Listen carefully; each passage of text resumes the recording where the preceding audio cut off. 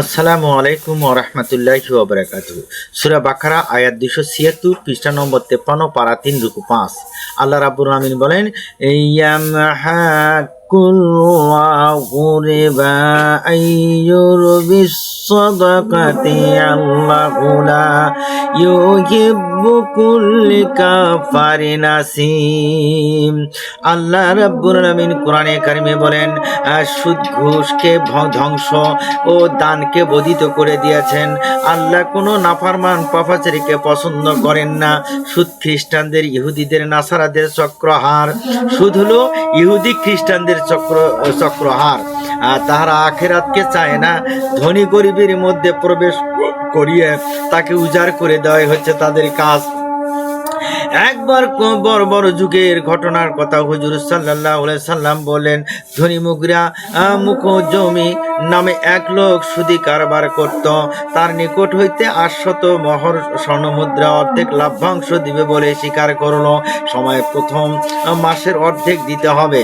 সময় পেরিয়ে যাওয়ার হযরত তালহাকে ভীষণ প্রহর করা হলো।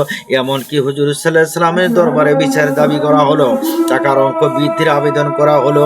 নবী করিম সাল্লাল্লাহু আলাইহি সাল্লাম তাকে মূল টাকা 800 স্বর্ণমুদ্রা ফেরত দিতে চাইলে তাতে সে 3 গুণ বৃদ্ধ আবেদন জানালেন। তাতে উক্ত সাহাবীর ঘর বাড়ি জমা জমিন বিক্রি করে দিয়েও তবু পরিশোধ হয় না। এবার ধনী মগিরা বললেন, আমার বাড়িতে 20 বছর যদি গোলামি করো তাহলে মাপ পেয়ে যাবা। উক্ত সাহাবী গোলামি করতে রাজি হয়ে গেল। কোনো এক কাজের ব্যাঘাত সৃষ্টি হলে তাকে বিষম্মার দেওয়া শুরু করে দিল ও হাত পা অবাস করে দিল। তখন হুজুর সাল্লাল্লাহু আলাইহি ওয়াসাল্লামের কাছে আবার নালিশ করা হলো।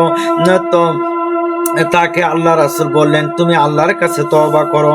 যে সুদ খায় আর যে দেয় উভয় পাপী। তখন থেকে সুদ হারাম ঘোষণা করা হলে যে ব্যক্তি কোরআনের আয়াতকে অস্বীকার করে সেই জাহান্নামী। আর আল্লাহ সব কিছু দেখেন এবং জানেন। তবে যদি তওবা করো, তওবা কিন্তু বারবার না, তওবা করবা, আল্লাহর কাছে ক্ষমা চাওয়া, আল্লাহ পাক ক্ষমা করতেও পারেন। সেটা আল্লাহ পাকের ব্যাপার। সুবহানাল্লাহি বিহামদি।